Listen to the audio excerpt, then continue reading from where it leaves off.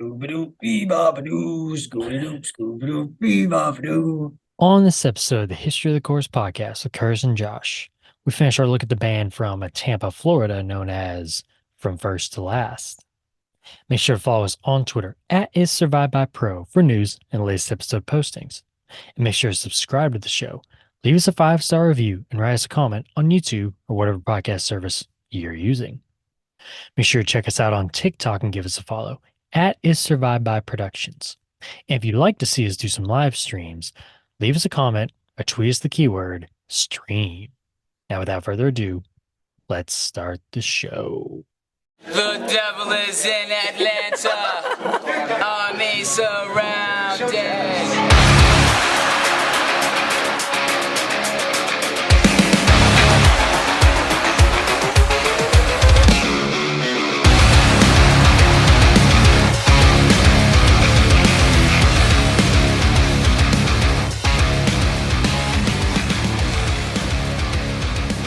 I wake up, turn on my TV. Never thought my shampoo could kill me. I walk outside, look up to the sky. So many chemtrails are passing by. I don't want to live in the real world. I don't want to live in the real world. Government mind control, MK Ultra, blah, blah, blah, blah. Miley Cyrus? Hmm? Hmm? Welcome back to the History of the Cores podcast, sponsored by the Church of the Seventh Track, where each and every episode we take a look at the history of a band from the core genre. I'm Curtis. With me, as always, is my co-host, Josh. What up? Curtis, what if I wasn't such a pessimist? I don't know about puke there. Why? Nothing. It was just it's a line from 2 as 1. So, 2 as 1. Anyway, what up, Josh? What's going on? Oh, nothing. Just another rainy Sunday. It's just another rainy Sunday.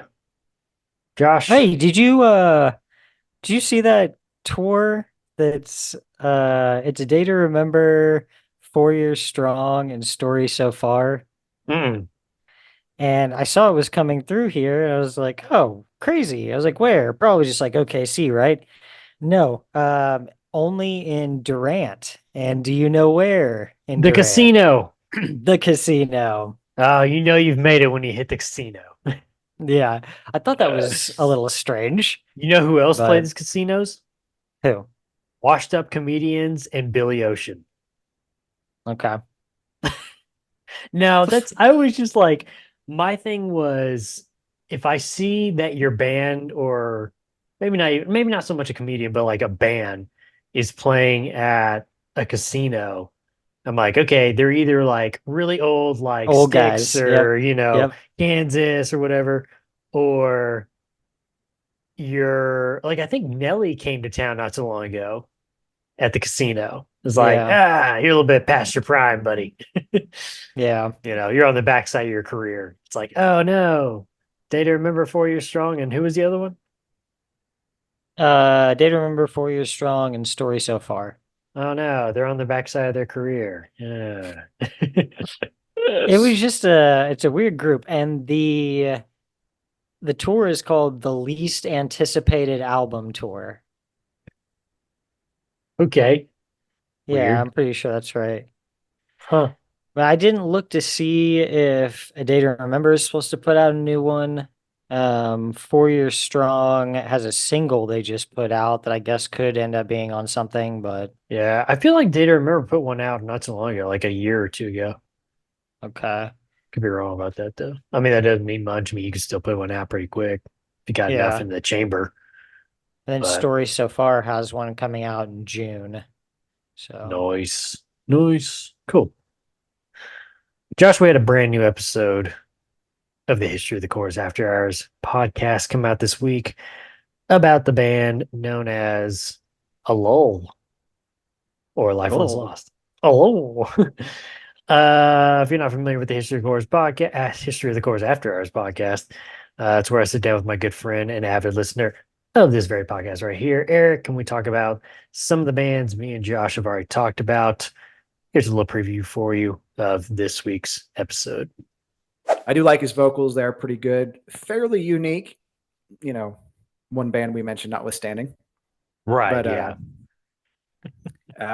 he does pretty well stay kind of in the mid range as far as screams and whatnot. He does touch on the higher sides. But I really think that's where he excels, is in those mid to highs. The Yes, whole yeah. metal scene seems to be heading lower and lower and gruntier and sludgier. And it's like, ugh. And then now they're trying, forget about the inhuman cries of a large gorilla. Now we're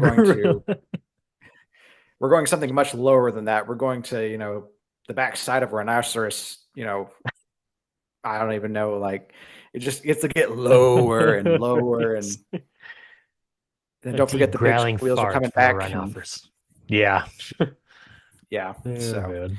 anyway, I really do like his vocals. They're, like I said, they're good in that mid range. They really are pretty amazing, actually, in my opinion. I really like them. So Have you heard anything weirder than somebody describing vocals as subhuman cries of a large gorilla? That one just gets me every time, man. no, that one's good. Yeah, that's a beautiful way to describe it, though. It's like, yeah, It's not a what are bad we way at talking all. about? We talking about silverback, or what are we talking here? Oh, absolutely. Yeah, He's an alpha all the way. exactly. He's an alpha man. Yeah, I think Robert Meadows is an alpha for sure. That was a good clip, Josh. That was a good clip. Did you get to listen to the new episode, Josh? Yeah, I did.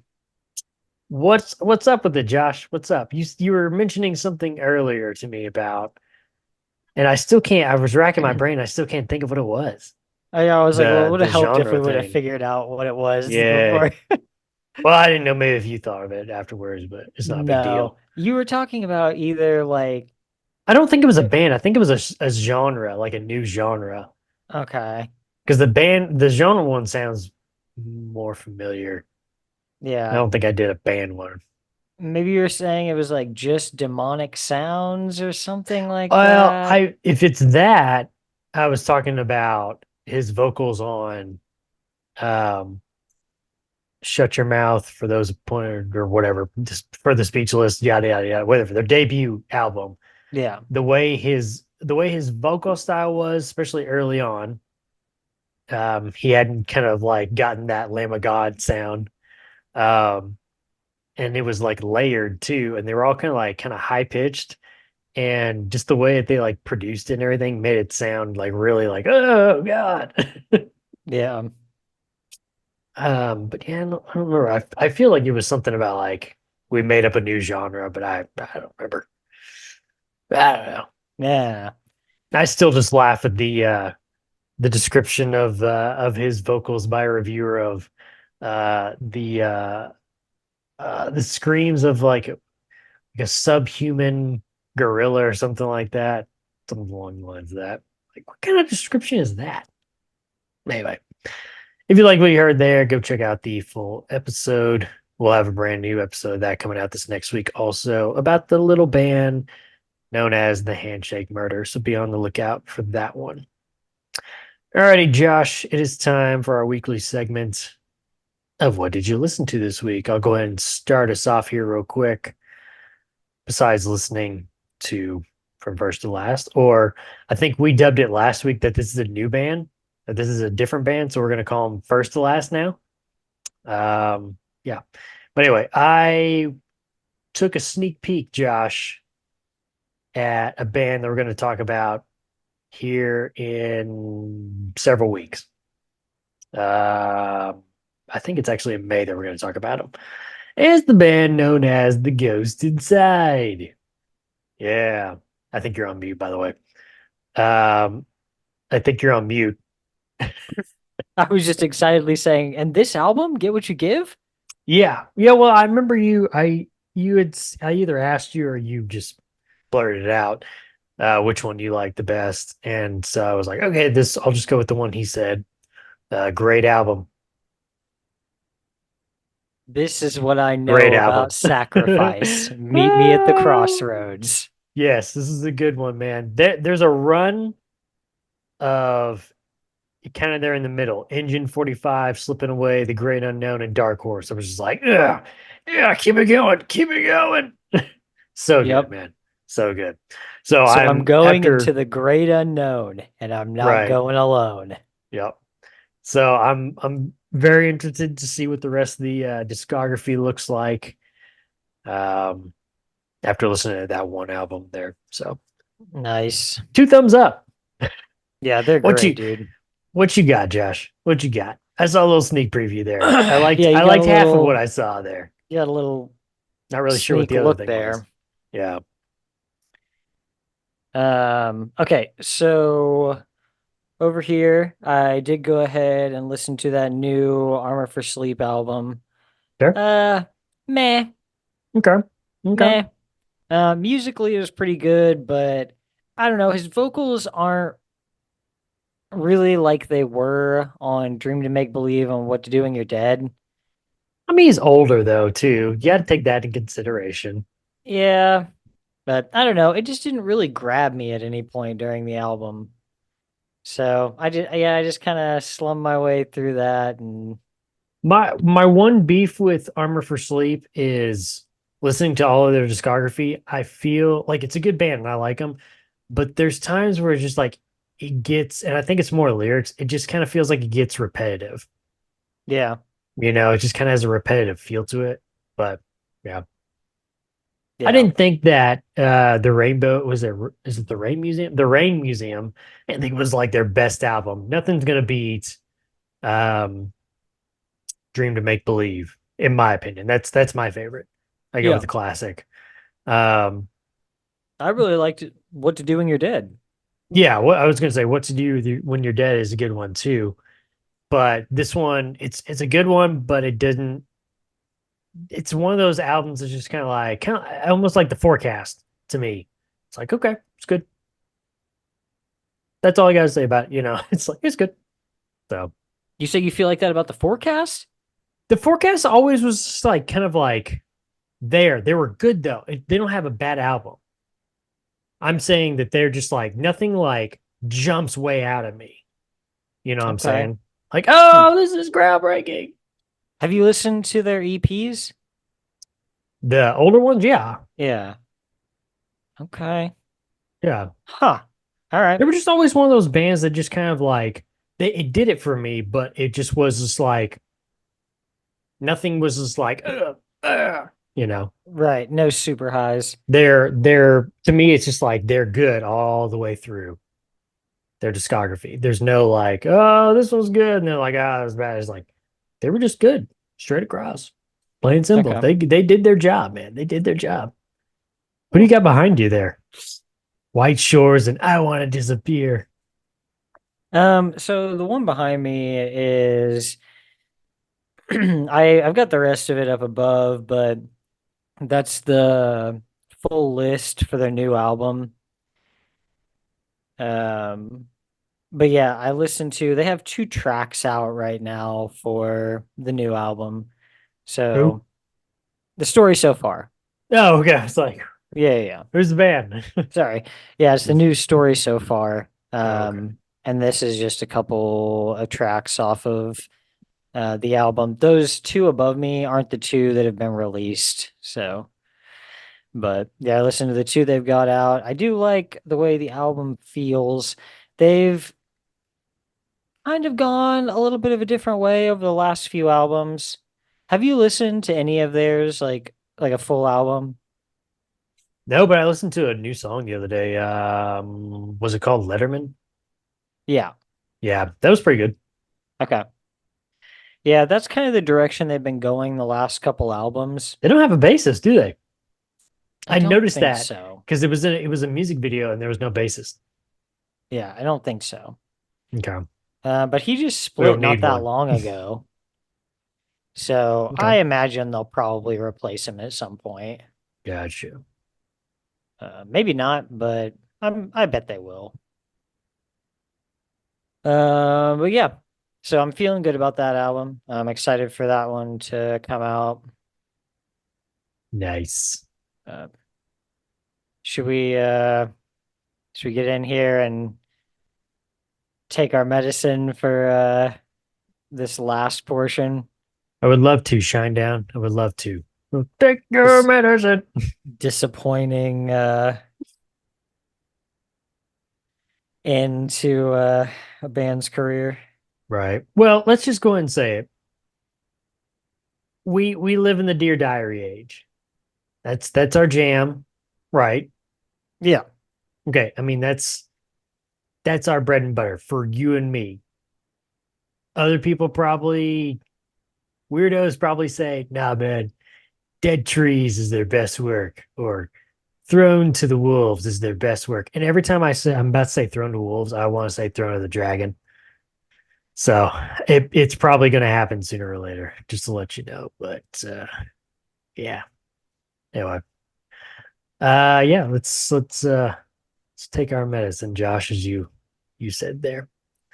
Where we last left off, the current lineup was down to 3 members: Matt Good on vocals and guitar, Travis Richer on guitar, and Derek Bloom on drums. With the departure of their vocalist Sonny Moore and loss of financial support from their record label Capitol Records, the remaining members contemplated cutting their losses and splitting up. But Josh, Matt Good, he's a Goonie, Josh. You know what Goonies do? They never say die. He decided to take on the role he was originally encouraged to perform by his other bandmates, lead vocals. With Good now solidifying himself as the backbone of the band, the trio would decide to gather all of their money they had remaining to put towards studio time to record a new album, of which most of the music had already been written for. To round out the band, the trio would add Matt Manning on bass to the vacant spots. And after going on a couple of tours and supporting roles, the band would finish recording a rough version of their newest album. But without a label, the band would need to shop themselves around to find financial backing. Enter Josh Shertone Records, who signed the band and allowed the group to re-record their work, this time with a professional crew, producing the band's first album post Sonny Moore era. Here we go, Josh. Open wide, swallow that pill. 2008's From First to Last from Sure Tone and Interscope Records. Produced by Josh Abraham, who has done work with Limp Bizkit, 30 Seconds to Mars, Velvet Revolver, Unwritten Law, Atreyu, and many others, along with producer Lee Dice, who has done work with the band previously. Unlike Josh, the previous album, Heroin, or even Dear Diary for that matter, or let's go and throw a Static EP in there too. The self-titled album features a more accessible alternative rock sound. I would almost contribute part of that to Josh Abraham, the producer, the lead producer on this, because he's done a lot of work with, I mean, just even the list that I had: Limp Bizkit, 30 Seconds to Mars, Velvet Revolver, Unwritten Law, Atreyu. I think Stain was in there. He's done work with like Kelly Clarkson, some other like big name, starts like, okay, this So he dude's turns on the out main street. radio hits. Yeah. Yes, exactly. So I was like, okay, that makes sense now. Heavily marketed by the label, including partnerships with Hot Topic, MySpace, MTV, along with Electronic Arts, which promised to play songs from the album in its upcoming games, including FIFA 09, Madden NFL 09, NHL 09, and Need for Speed Underground. Although Sure Tone Records did all it could to get the album's name out, returns on the album were mixed, as it undersold expectations, only hitting number 81 on the Billboard 200. Looking back years later, Josh, the band felt that the album was a failure, in that it did not portray the band as it was meant to be. Smart. The first step to solving a problem, Josh, is admitting the problem. They did it. They did a good job. At Van Halen of SputnikMusic.com wrote in their review of the album, quote, "Up to this point of their careers, From First to Last has arguably been best known for their now former lead singer, Sonny Moore. More all of 16 when he joined the band, whined and howled his way through two mostly, oh boy, awful records. 2003's horribly titled Dear Diary, My Teen Angst Has a Body Count, and 2005's horrible sounding Heroin. This time around, on the band's third record, founding member and guitarist Matt Good has taken over lead vocal duties, and luckily for the band, it has paid off. From First to Last is easily the band's best work thus far, packed with a newfound rock energy that is far more listenable than either of their previous efforts. The main factor in the change of From First to Last sound has been Matt Good's switch to lead vocals. While Moore preferred to wail above his vocal range, which was limited at best, Good thankfully has a little more control over his voice. It isn't a distinguishable voice or even an overly skilled one. At times, he is shaky and unsure of his depth, and his scream vocals certainly could use some articulation and strength. Still, he is not completely unlistenable like his predecessor and creates melodies that are solid enough foundation to keep the listener interested. The vocal hooks of Opener 2 is one, the dance-infused Deliverance, and the dark post-grunge waltz of Medicinal Reality are all delivered with a surprising vigor and liveliness that feels authentic rather than forced. Another surprise is the above average proficiency of drummer Derek Bloom. He seems bored with the simple 2/4 patterns that plague his peers, instead, flaunting a range of high energy, fast paced fills that force the song's rhythm out of the background and into the spotlight.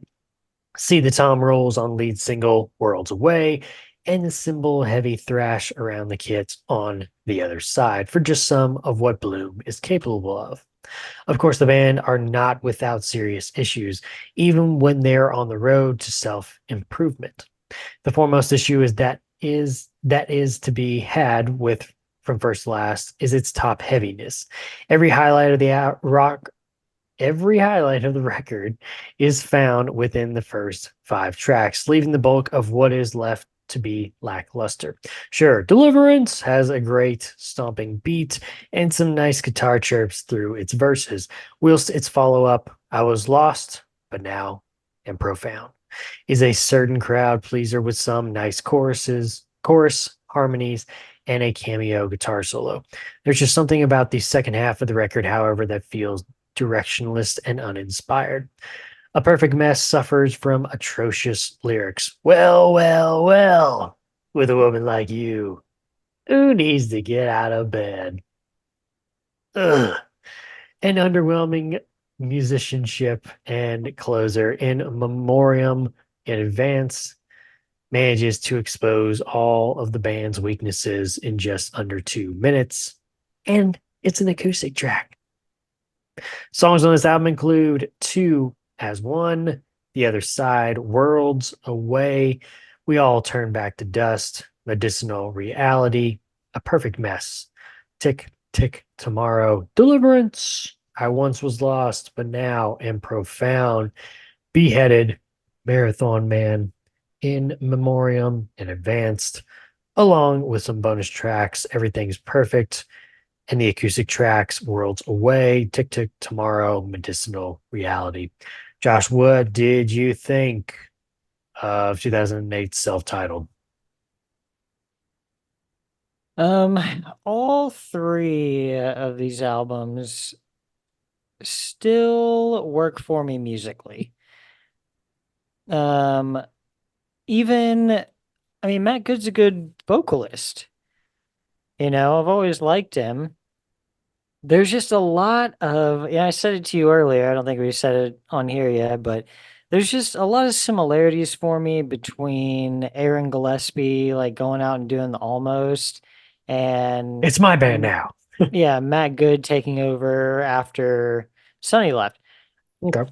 I feel like a lot of people feel the way that this, review put it. I saw a lot of things saying that, a lot of people did not like Sonny Moore Yeah. and said that Matt Good pretty much saved this band, I would have liked to, I could see myself liking this a lot more if it was an offshoot. If they changed the name, something, Start because over or whatever. yeah, because to me that From First to Last sound is 1 and 2.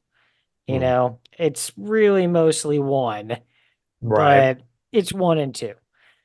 And this is a completely different sound. I would say that for me, the self-titled and Dead Trees both sound a little bit more similar, and then Dead Throne kind of stands on its own a little bit. Dead Or not Throne, Dead nice. Throne. Uh, Nice. Throne of It the does Wolves. stand on its own, buddy. It does. That was a The good album from dead the Dead the Dead Wolf Throne. Dead Throne to the Wolves. Yeah. I'm dead. Now throw me to the Wolves. That one's mine, Sometimes you define a grand line, sometimes you parry fairy. Mm, sometimes you dead a you you have a What dead do you wolf do? throne. Dead Wolf Throne. Nice. Um I do see though that even with that review, I'm saying that like this was one of their, is their best album so far. This album doesn't have many listens. There were 2 or 3 tracks, I believe. Yeah, 3 tracks over 1 million. Which Um, ones? I Once Was Lost was 1.5. Worlds Away was 1.9, and Two Is One was 2.8. But So, so I know like Worlds Away, obviously that had the music video because we were talking about that before. So yeah, I'm sure that got marketed pretty good. I know too, I'd forgotten about this until I was listening to this album again. I remember Two is One being on NHL 09 when I had that. Because okay. I can remember like the first time listening, we were like, oh, From First to Last is on here. It's like, what the hell? What is this? This is not from Where's first to Sonny last. Moore? Yeah, where's Sonny Moore, man? Yeah, and I could Um, also see 1 or 2 of those being radio plays. right. Yeah. Yeah, I agree. But in between all of those, we've got a 300,000, a 600, a 300, a couple of twos, a two, Oof. a one. Ugh, So yeah, woof.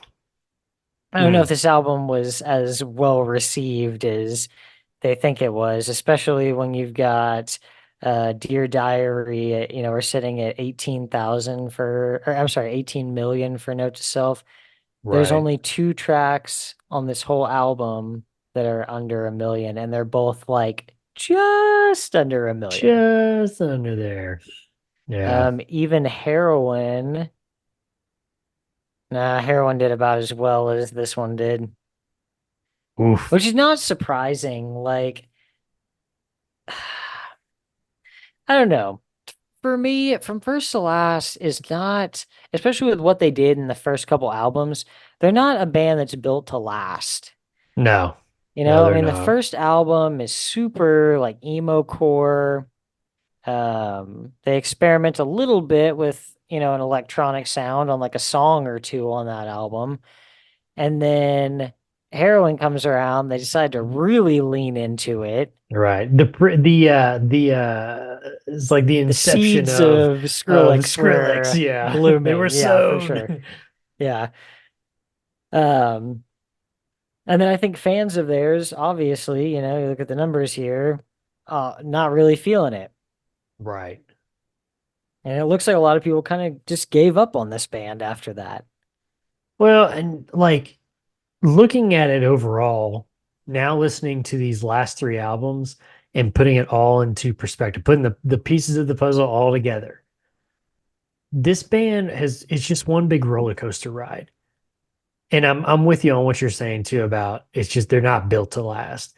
I mean, you start out with an EP, you got a totally different vocalist, get rid of him, you kind of change up the direction you're going with Dear Diary from, aesthetic. Then yeah, then you do what you did on Heroin. It's like it's kind of a change again. Well, then now Sonny's gone, and it's like now you're going to this new change of their self-titled. Well, then looking back, you guys hated and you thought it was another failure, so you change it again on Throne, Dead Throne to the Wolves, And Dead it's like then Throne you go made on of wolves. right, then you go on a hiatus, and then you come back, and you're like, well, we're gonna come back with this original lineup, and then it's like, that's not really gonna work out, so we're gonna go get this guy from Periphery over here, from Periphery, and bring him in. Then we're gonna get a third guitarist in too. Spoiler alert, if you didn't know that. So we're gonna have three guitarists. We're gonna have a brand new vocalist on Dead Trees. It's like, to me, I look at all those albums all together, and it's like this is a different album from like a different band almost every time. Right. They It's have just three like, guitarists dude. and a bassist at one point. Yeah, on Dead Trees, they have three recording guitarists And bass. and bass. Yep, Huh. yep. It doesn't sound like it. I was going to ask you about that. I You know was what going band to ask sounds you. like they have three guitarists? Maylene? Whitechapel. Oh, Whitechapel. Did Maylene on the one or two albums that they had three? Yeah, would that have been like Would one have or been two and two? no, Like it'd in be two between and one and two or three. something? Okay. Well, two they had it for sure. I want to say they had a third one on three. I can't remember off the top of my head right now. It makes sense Two for for them. sure. It's a very like Skinner move, you know? Right, exactly. Yeah. Yeah. Anyway. Um, I remember the first time I saw like Whitechapel live. They have it's like three guitarists up there? Like, oh my Who god. let that guy up there? Come on now. But you could feel it, dude. Like you could feel that there were three guitars. Yeah. Kind of tainted Man, you that's though, kind of didn't it? disappointing. What?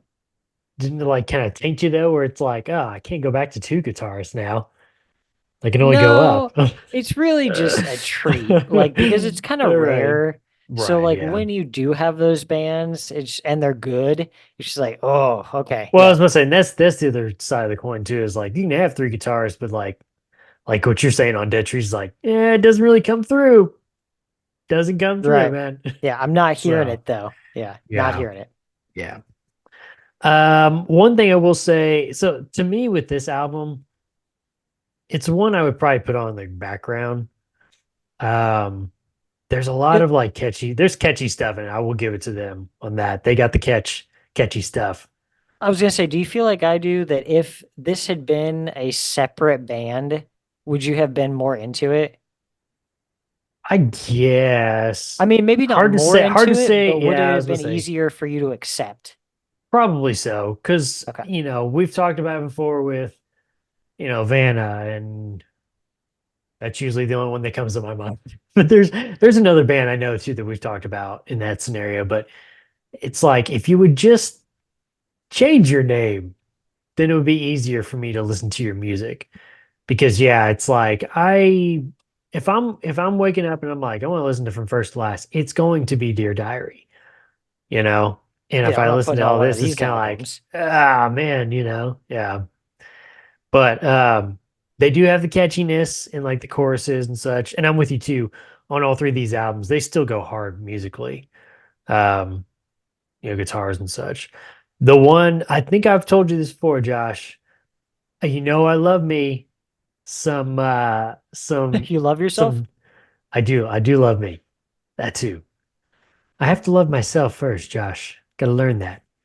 Anyway, the time change where it's like you're going along and then all of a sudden you kind of just like hits all of a sudden you kind of go like a little slower maybe. And I'm talking in the ending of Beheaded.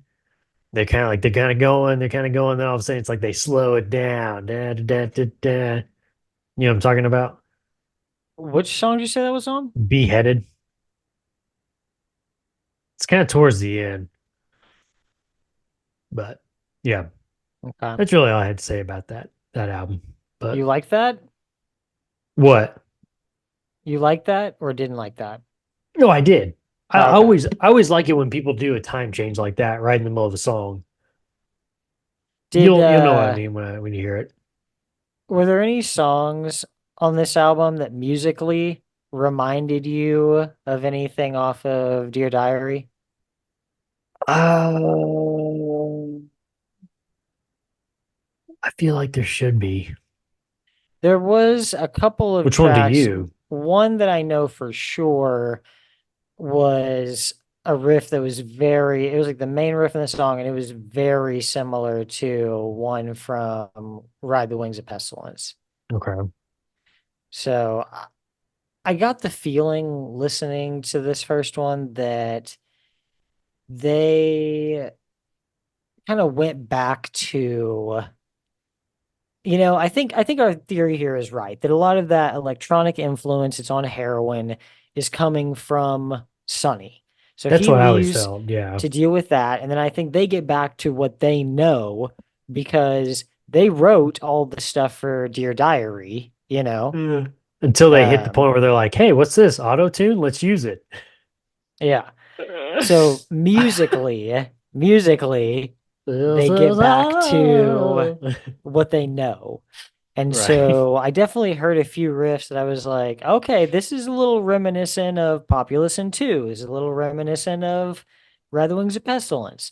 Okay. So yeah, I think that is apparent to me. Like I would be shocked if I asked Matt Good that and he said that was not the case at all. So Not at all, bro. It's I'd be not at all. shocked. Shocked, I tell you. Shocked, I tell you. I should tell you. Shocked. That is 2008 self-titled From First to Last. How do you Despite feel the about mixed, ending with an acoustic? Hmm. It works sometimes.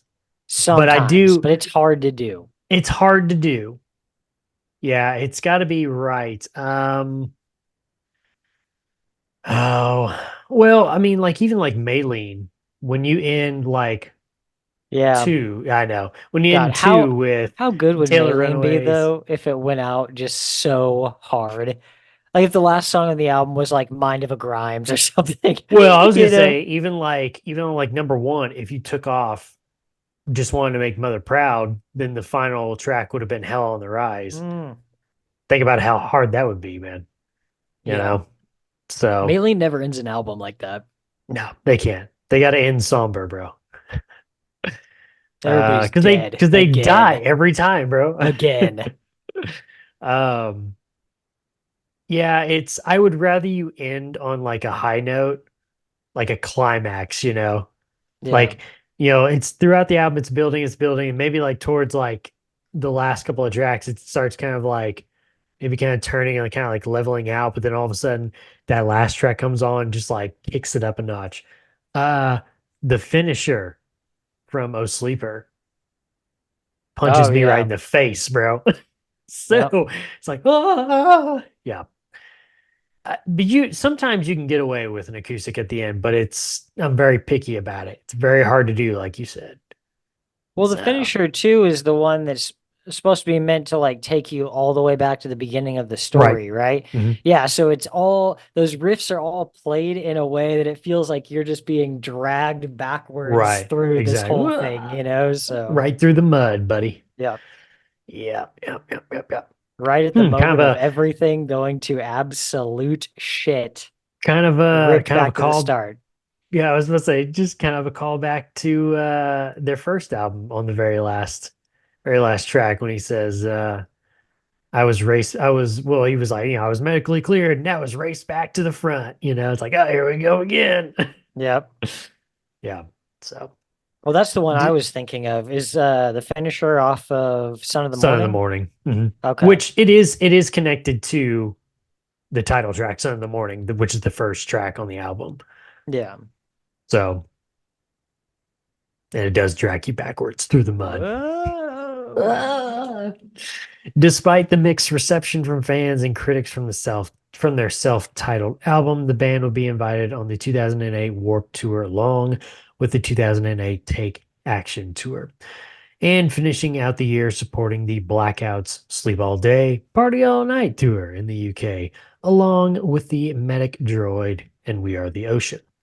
At the close of 2008, the band announced they would be taking a short break from touring. During this time, Travis Richer and Derek Bloom would work on and release their side project, The Color of Violence's debut album, Euthanize. But just a few months into the break, the band started hinting at new music and possibly a move to a new label, which ended up being Rise Records. During the writing process, it was announced that Travis Richer, guitarist, was no longer part of the band, with Travis giving a statement saying, quote, "It kind of just grew and grew until the dudes parted ways with me. I'd never just up and leave from first to last. I feel like they thought it was their time to move away from me, so they told me to leave. Get the hell out." While the band gave their statement saying, quote, "Travis has been with us since the beginning and will always be someone I care about deeply. Unfortunately, though, as time goes on, sometimes people grow apart from each other. There's many things I could say, but they are rather personal and I don't think they need to be discussed here. This band is and always will be about making music with my friends. We don't care about fame or money or anything. It's about doing what we love together as a family. We aren't breaking up and we aren't changing our name." See, Josh, we're not changing our name. As long as we are won't making do it. Stop we're not asking. doing it. We're not changing our name. I'm Uh, not I'm not burning the jacket, Yeah, bro. I'm not I'm not burning burning the the duster. I'm not doing Okay? it. There's no reason. There's no reason to, okay? As long as we are making music we are Uh. proud of and having fun together, this band will continue to exist. We wish the best to Travis and everything he does, and he is still a friend to us. I want everyone to understand that this wasn't done out of hate or spite or any other negative emotion.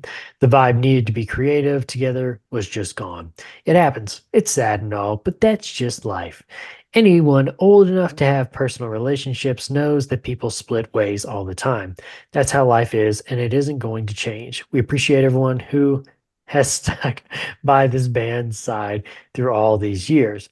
If this upsets you so greatly that you feel you can't listen to us anymore, that's okay, and we understand. We still love you anyway. Just know that when bands make these decisions, they are always a last resort. No one wants to have to kick out a member of their band. Debatable. It is never easy and always incites drama, but sometimes you have to make really hard decisions. It's part of being an adult. Oh. Oh, yeah, I was waiting to see how long it would take you to realize your background. I don't know why it struck me like all of a sudden it's just like, oh, that's not right. Ah. Classic. In Travis's place, the band would bring in ex-Mia Medusa guitarist Blake Steiner. Between short stints on tour, the band would continue working on their new album until finally releasing it in March 2010's Thrown to the Wolves from Rise Records.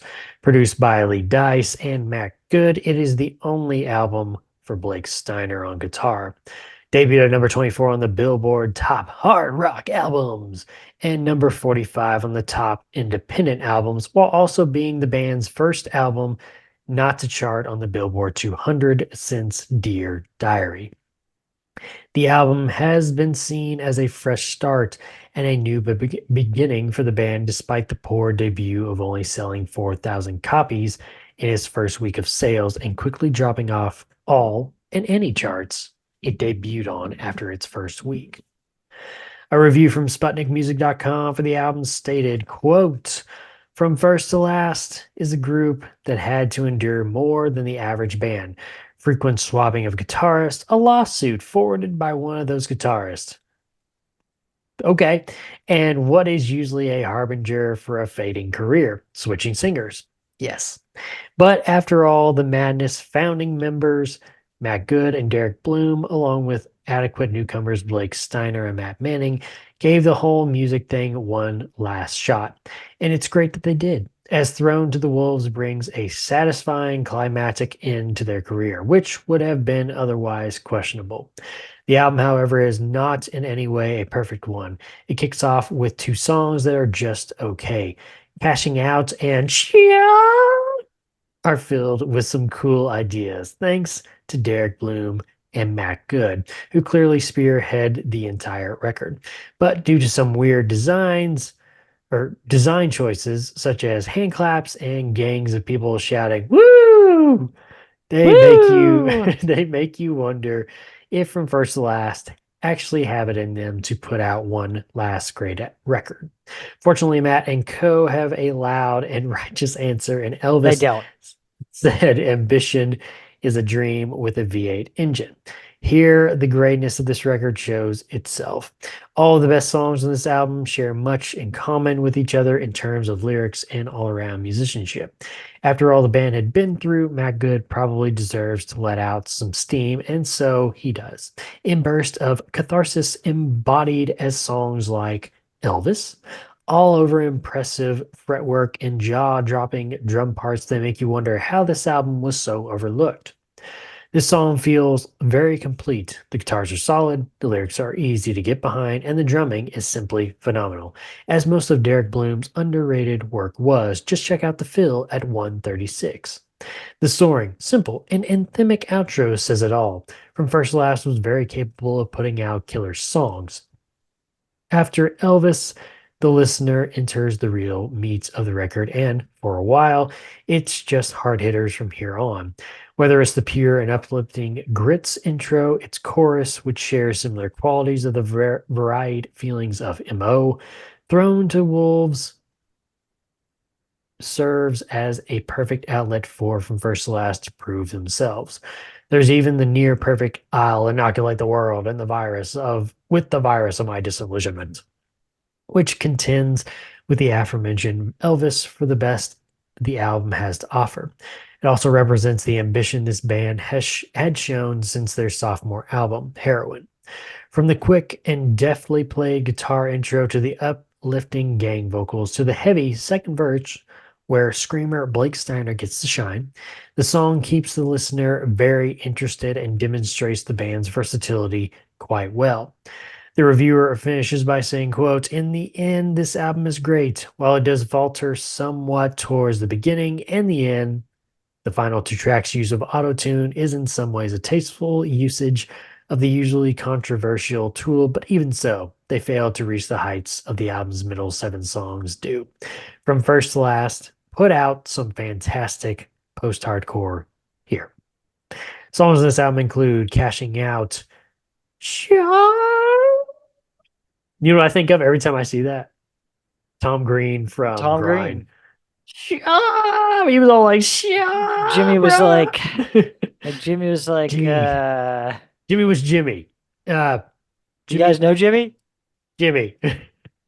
Yeah. Yesterday, Saturday. Today's Sunday. Yesterday was Saturday. So, yeah. Elvis said ambition is a dream with a V8 engine, Grits going Lohan. I'll inoculate the world with the virus of my disillusionment. You, me, and the significant others. The He-Man Woman Haters Club. M.O. A Soft War. And the finale, Now That You're Gone. All right, let me pose a question to you, Josh. Last 2 songs. Auto-tune effect. Yay or nay? Nay. Throw away A Soft War. I don't know what's going on. What's the point of that song? What's the point of it? No idea. What's the point of it? You know what the point of that was? I'm pretty much The always record against auto-tune. the record label said, "Hey, you got to have a certain number of songs." Oh crap, we're one short. Pull out the auto tune. Just play a little riff real quick. I'll just say the same thing for like 2 minutes over and over and over in a very annoying voice.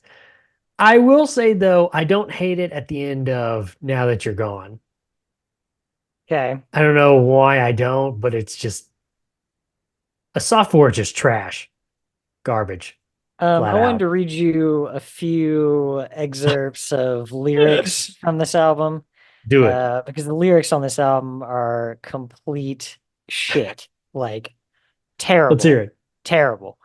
This one is from I'll Inoculate the World with the Virus of My Disillusionment. I mean, that title right there just says it all. Terrible title. This could be my chance to be a hero, but let's get Whoa. real. The fashion of weakness and the blissfully ignorant, fucking each other to death. Who's lost in the shuffle? The children of assholes left to inherit the mess. Oh my goodness. Profound, Matt. Profound. Well done, sir. You're like Was that- mid-30s. I'm sorry, wait a like minute, in your was that 30s. was that Matt Good or was that Edgar Allan Poe? Because man, it was deep. That was deep. That was not surface as fuck. Oh my God. The other one that He's I like, just "What do you want from me? I'm happened- a rhythm guitarist." Yeah, the other one I didn't notice while I was listening to that I just happened to look at based on the name of the song.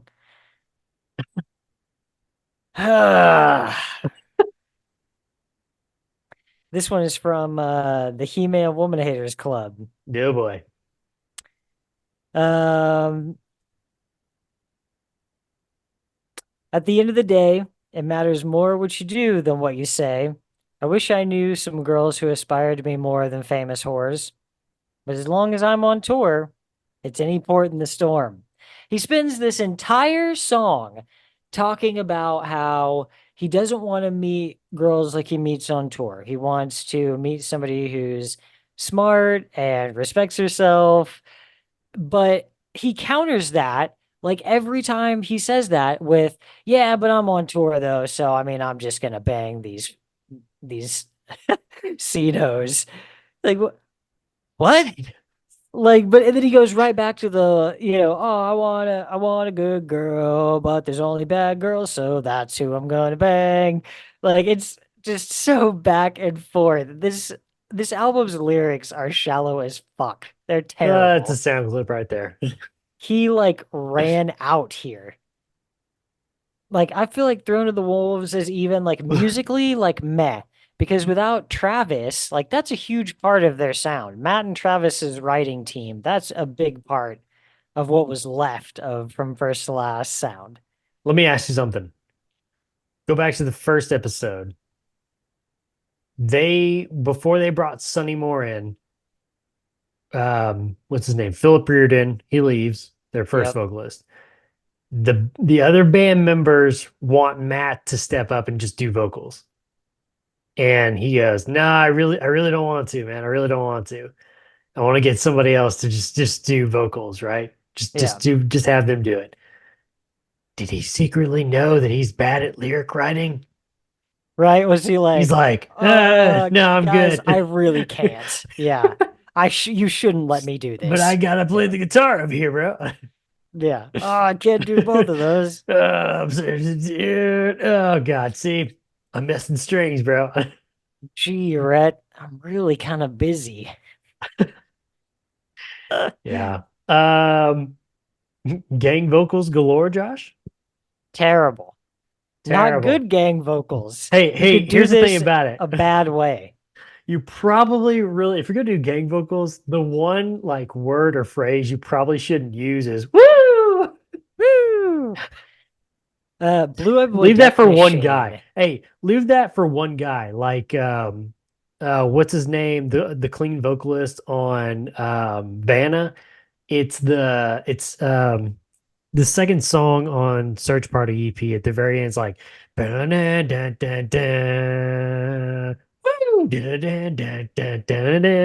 yeah. I forgot leave about it to leave it to like that, you know. We don't need no gang vocals like woo, yeah. We feel like I'm on a roller coaster ride or a There's Disney an Channel or old something. local band called Blue Eyed Boy Death Machine I that knew it had a sounded familiar, yeah. song where they did that. But if I remember right, the band didn't do it. It was just like something that like everybody knew, like, that their fans knew that was like Right, when yeah. they We were do it supposed to here. do it, you know? Yeah. And it like became a thing. But yeah, that I feel like that works. But this, God, everything about this album just feels like we're trying so hard and none of it is working. What about it's not on every song, but there's several instances where they do transitions between songs. I will appreciate that. They did Yeah, it on because Cashing Out and there's Shia, and then I think Grits and Going Lohan. there's some transitions on Dead Trees that are just terrible. Yeah. Last question for you, Josh. I don't remember what song it is. It's one of the first couple of tracks. It may actually be Elvis, actually. He says something about "I get out of this stupid town." After reading that lyric, can we say this is a pop punk album? Because I remember you saying that's on your checklist. It does check one of the boxes. So I'm just saying, bro. Yeah.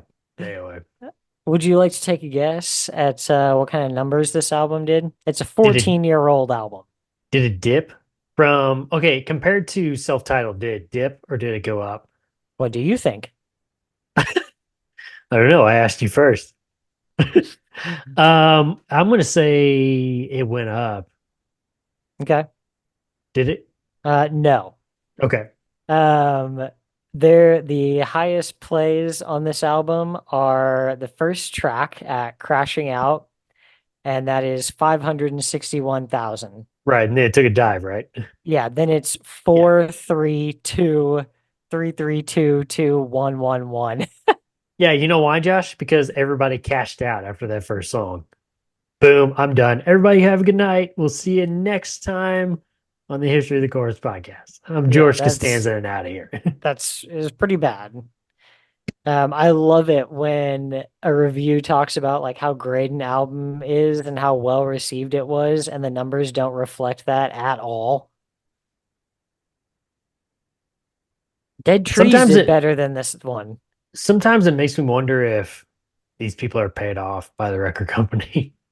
Hey man, we got Right? this new I'm sure record coming some out. of them are paid to write know more it's hot favorable garbage. reviews, but you gotta hope that there's some kind of journalistic integrity there. Some are, yeah, but some are just delusional, dude. And we've talked Yeah. about it before. It's like sometimes you have these guys that are just so like dead set on like nitpicking stuff. You know, I'm a journalist, bro, you know, and I'm going to wave my pen at you, you know, or whatever. And then you have ones like this where it's just like they're basically just in love with the band and they could do no wrong. Think Yeah. about the worst album known to man. Dude, this album was well received, bro. Everybody loved it. By Best album ever. Yeah. me. So Mm, anyway, it's not from first to last, buddy. Again, this is I don't know what we're doing anymore. right, yeah. So This has gone Uh, off the rails. anything else, Josh, for 2010's Thrown to the Wolves? Absolutely not. Probably makes sense why they're about to go on hiatus. Following the release of their new album, the band would go on 2 quick tours. The Welcome to the Circus tour, headlined by Asking Alexandria and supported by Our Last Night, We Came as Romans, and A Bullet for a Pretty Boy. That sounds terrible. What year was that? 2010. Okay. Maybe For We 11. Came as Romans, at least it would be No, 2010. Okay. To Plant a Seed. I don't Right. think the next one had come out yet, but No, that was 11 would be the next one. okay. So at least there's that. But God, Asking Alexandria. Did you ever listen to A Bullet for a Pretty Boy? That name sounded familiar. No, I don't think Okay. so. What about Our Last Night? I've heard of them. Yeah, I feel like I heard their name too. They would also be featured on the second half of the Go Fist Bump Yourself tour, supporting a Skylit Drive along with Tides of Man and Abandon All Ships. Now we're talking. Okay, I was about to say, Ed, what do you think That's about this better. one? That's better. That sounds like more of a good time. But despite these tours, the band would announce on July 28, 2010, that they would be going on hiatus, as Matt Good would state, quote, as of right now, we are basically going on hiatus. Now, before everyone starts jumping to the conclusions, I just want to make sure everybody knows me and the other members of the band are all still very, very close. We have been best friends for years and will continue to be for as long as I can possibly foresee. So I don't want anyone to think this is a result of animosity between them and I. There is nothing but love between us. This is mostly a decision based on a changing of times and a desire to start pursuing new things in our lives. This band has been the center of our lives for our entire adulthood to date. 4 full-length albums and almost 8 years of solid touring later, the urge to see what else we are capable of achieving is almost overwhelming, and I feel like there is no better time than now to go ahead and take a leap of faith and see what happens. Just know From First to Last is responsible for everything I have in my life, good and bad, and as far as I'm concerned, it will probably continue to exist until I am too old to do it anymore or dead. We love every single person that has ever helped make our dream of being musicians and traveling the world come true. I know without the people who supported us, we would be nothing, and I am entirely grateful for everything.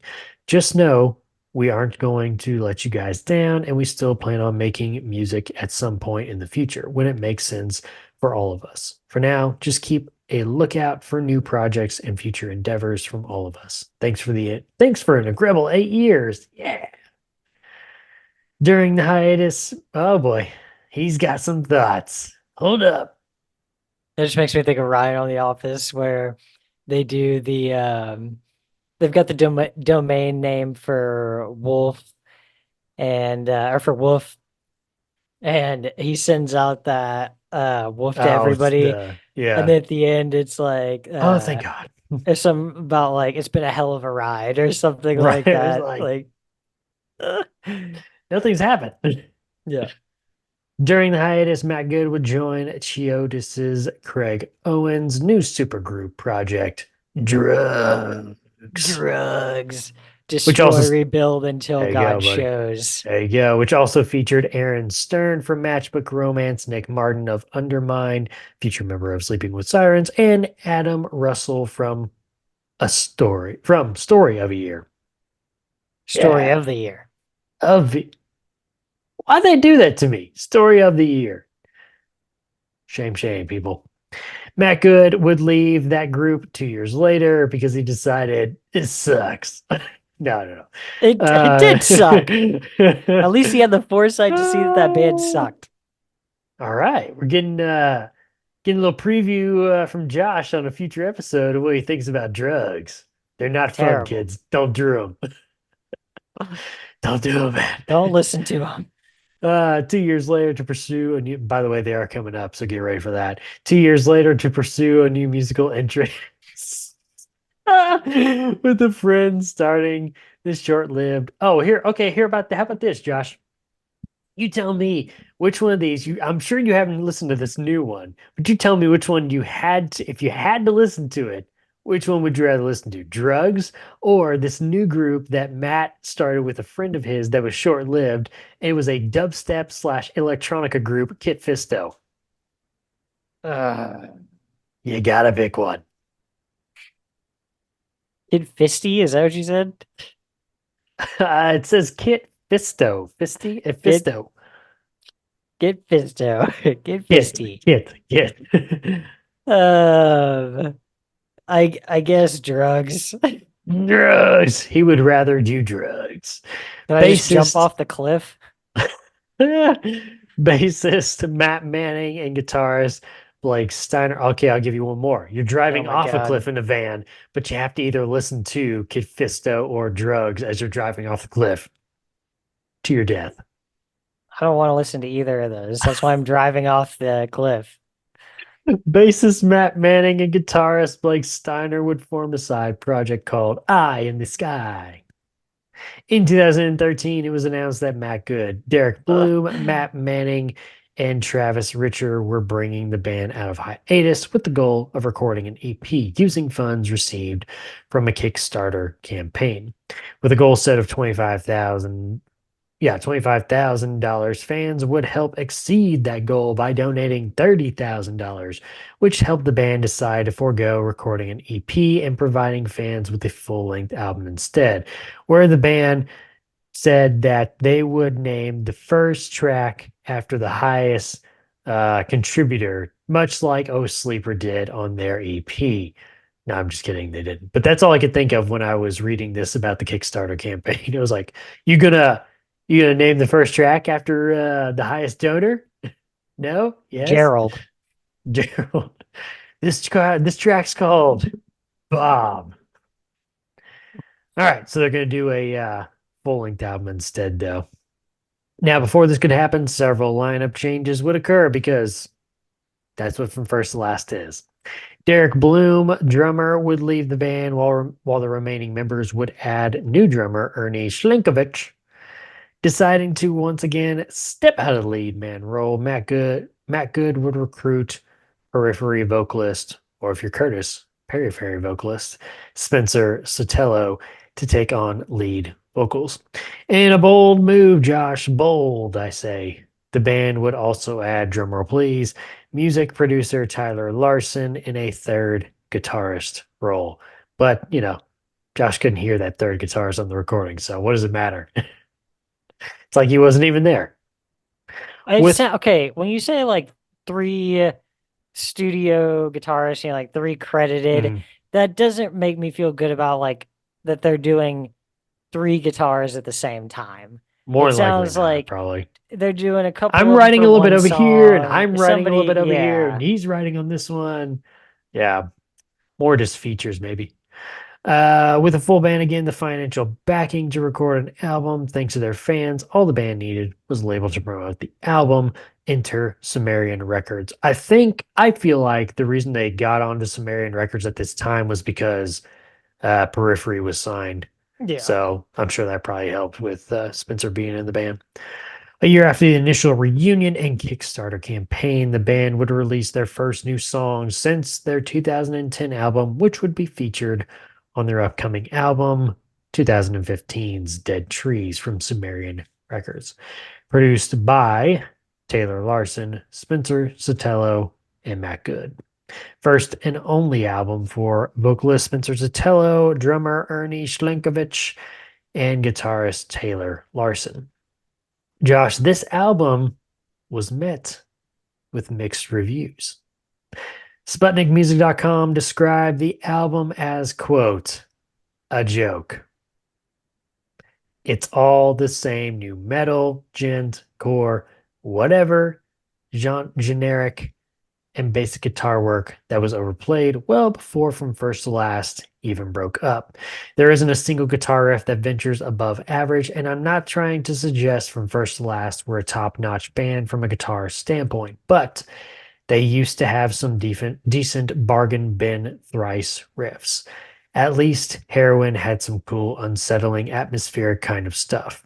Dead Trees, on the other hand, is mostly bottom 2-string chug stuff that all blends into one big sloppy and unappealing chug. The songwriting as a whole is all the same.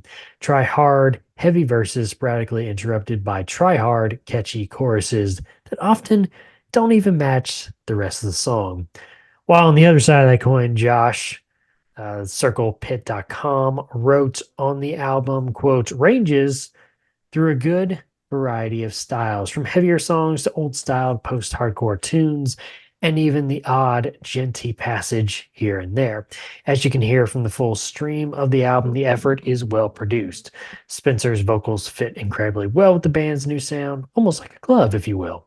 Some of these songs will easily bring you back to 2007 or some such time dipped in nostalgia. This is especially true of the first 2 singles released, Dead Trees and Black and White. But the entire first half of the album is surprisingly good, topping any possible expectations prior to listening. This is even true with some straightforward hardcore tracks like Straight to the Face and Hit Me. The second half of the album really shows off the new theatrical vocal style of Spencer Sotelo, already experienced in Periphery's recent Juggernaut releases, and in the third From First to Last single, I Solemnly Swear That I Am Up to No Good. The album is brought to an end through a positively ironic acoustic song called I Don't Want to Live in the Real World Anymore. This is followed by a gift to the fans. The band's 3 greatest successes re-recorded with Spencer on vocals, Note to Self, Ride the Wings of Pestilence, and the latest Plague. Needless to say, they are unbelievably awesome with Spencer singing them. All these elements make Dead Trees a great comeback.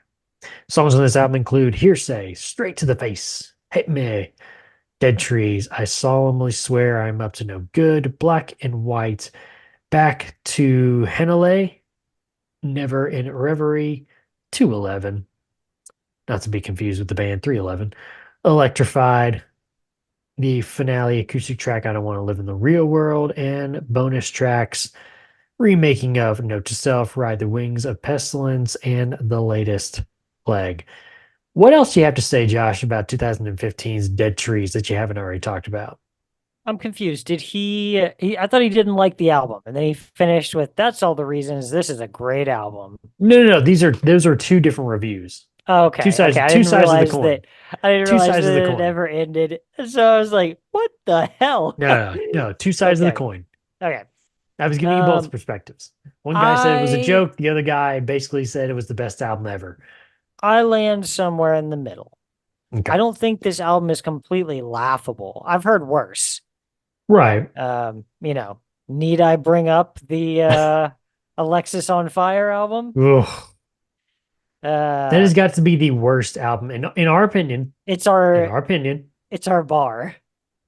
that is the worst album we have ever covered on Yeah, this here on this we've got a here few bars, you podcast. know. We've got the high bar of a band name like Pianos Become the Pianos Teeth, become the tea. and then you've got a low bar for an album that sounds like Alexis on Fire's what was the name of that album? Otherness. Otherness. I always want to call it Decay. I don't know why. Colors or Decay? Well, that's well, you're on a Devil Wears Prada I kick really tonight, aren't am. you? I really Yeah. am. Yeah. Color Decay. That was their Yeah. newest album. Um, yeah, I land somewhere in the middle. Okay. Musically, it's not terrible, but I mean, I think the first review had it right that this has all been done. I mean, this is a little late Right. in the game, you Mhm. know, To reinvent the wheel. 2015. Yeah, to Yeah. put out an album like this and hope that it does some damage, you know? I mean, at this And point, Periphery's on the radar, and it's almost like you came back and you said, okay, we're going to do a full-length album. Hey, we would really like to get on this bandwagon. Why don't we get this guy over here who's in this band that's already up there, and he can take us to the top, yeah, you know? this was during an era where it wasn't surprising to me that they were on Sumerian because this was a time when Sumerian was signing like a bunch of garbage stuff like this, you know? Um, trying to think of, oh yeah, this is around the time that they picked up Misfortune. Hmm. I think it was like right before this. I don't know if you remember Misfortune,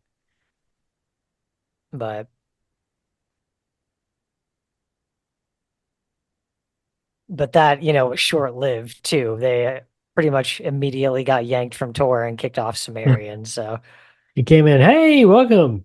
Go back out. yeah. Get out. So that's not really surprising to me, but you know, we talked earlier about I don't want to live in the real world. There's a lot of just kind of tacky stuff in that song. Yeah. Um, none of this just ever really lands for me. I feel like I'm listening to, and I don't like Asking Alexandria, but I feel like I'm listening to like a poorly put together Asking Alexandria album. Like this feels like what was the name of that one? Stand Up and Scream, I think. It was like the one by them that every like that's the one, you know. Hey, We Josh. you know, I was never what? Josh. What? I'm going to let you in on a secret. What? I've never listened to an Asking Alexandria song. That must feel pretty good. It feels great. For some reason, I just Um, look at the name and I'm like,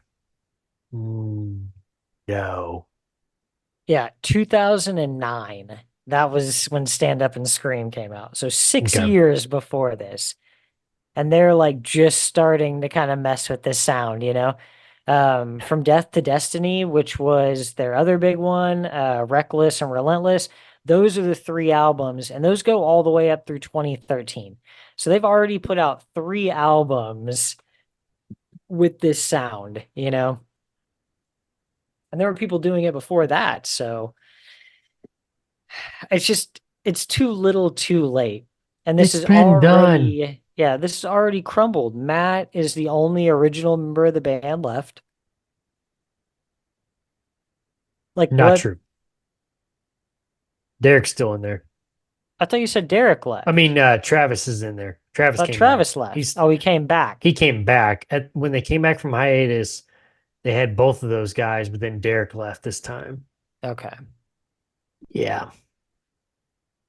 I mean, the leaving, the coming back. Still though, but here's the thing about it. Still with like Derek's drums are a big part of From First to Last. I feel like his fills, Yeah. his chaotic, you know. Well, and it really grows with the band. Right. Like in Dear Diary, there's obviously some talent there, but right. it's not been fully developed yet. Right. And as the albums go on, like, yeah, he really turns into a pretty great drummer.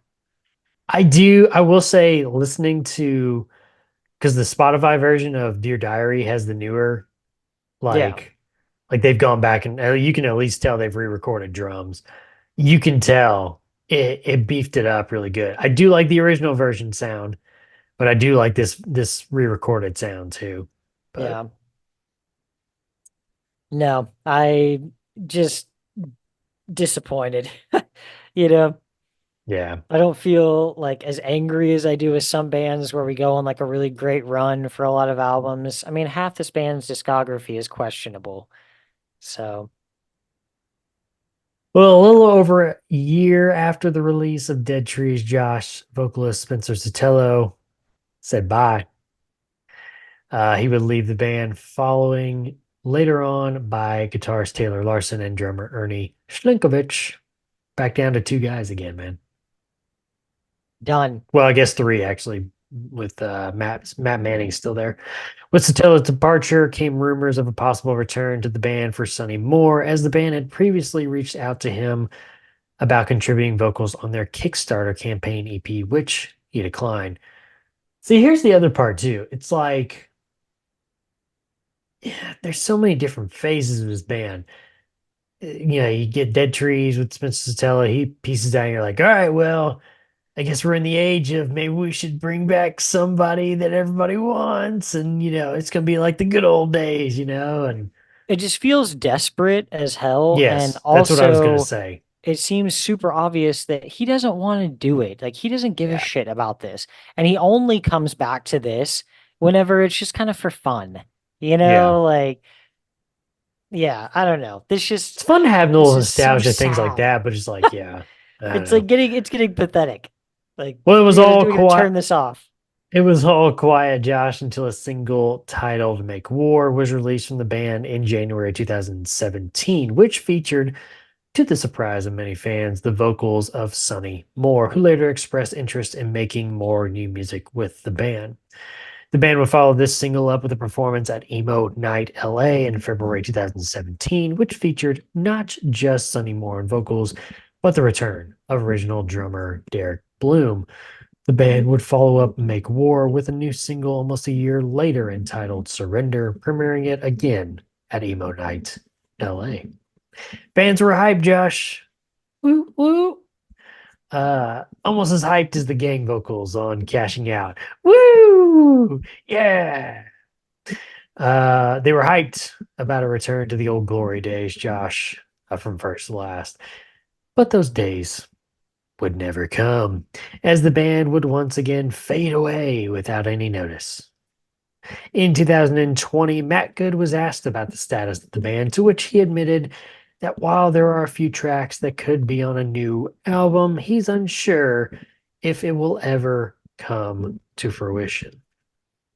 The radio silence continued until 2023, when Matt Good confirmed that he would be stepping back right in, back and forth, into the lead vocals role again for the band, leaving fans wondering if Sonny Moore would ever join the band again. He had his time. He's doing his thing. Let's all move on. He had a good run in Dear Diary and Heroin. Let's leave it at that, Josh. Current lineup to date, Josh, is, well, the way we started out this episode. Matt Good on vocals and guitar, Travis Richer on guitar, and Derek Bloom on drums. Final thoughts, Josh, on the roller coaster ride known as From First to Last. Woo! I wish they would just stop.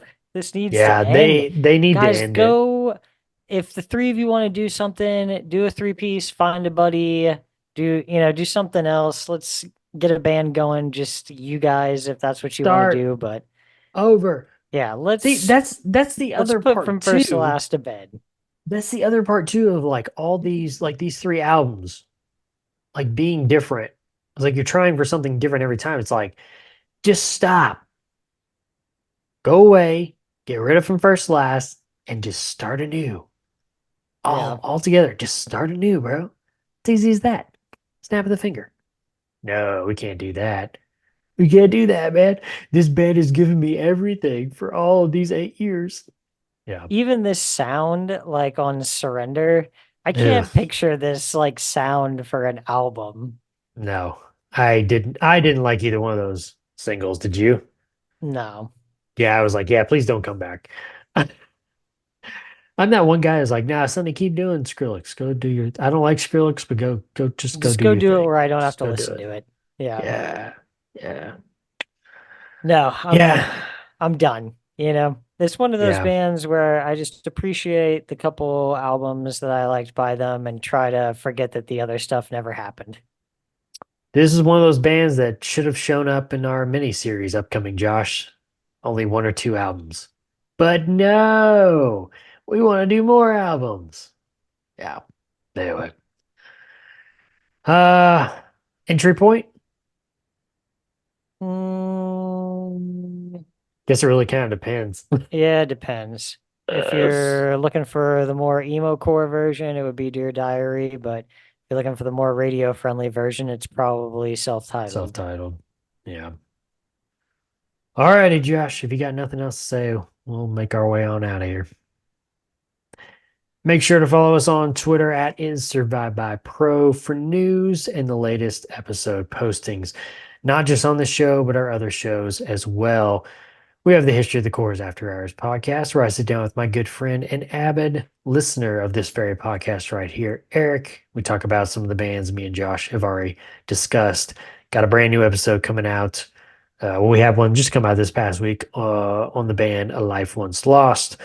Next week, we'll have a new episode on the band known as the Handshake Murders. We also have the Red Right Hand podcast, which has covered all 6 seasons of Peaky Blinders. We're back. Yes. We're back. He's coming back. We're coming back. Just like Cillian Murphy is coming back for the movie. Somehow, some way, we're coming back with some episode. Are coming back from the grave. Yes. Can't keep us down, RRHP man. will live again. We will live the OG podcast, dude. The Much OG sooner. podcast. I figured we'd be resurrecting this in like, a couple years or something whenever they finally put something together, but this is actually pretty quick moving. So Yeah, it's supposed to start filming in September. Oh, So Yep. We also have the Throne of the Dragon podcast, which so far has covered season 1. Oh my god. Season it's 2. coming. June It's coming. 16th. I'm coming. It's coming. I'm coming. I'm Randy marching it right now. But in the meantime, check out our Fire and Blood book series where we go chapter by chapter. Yeah. Also, while you're on Twitter, make sure to follow my co-host at Joshua Lynn Gary. Make sure to leave us a 5-star review and write us a comment on whatever podcast service you're using. And if you want to listen to us and see our smiling faces, head on over to our YouTube page. Just search Is Survived By Productions, and that'll have every episode from all of our shows. Subscribe to the channel, thumbs up the video. Alrighty, until the next episode where we talk about Flesh God Apocalypse. We'll see you.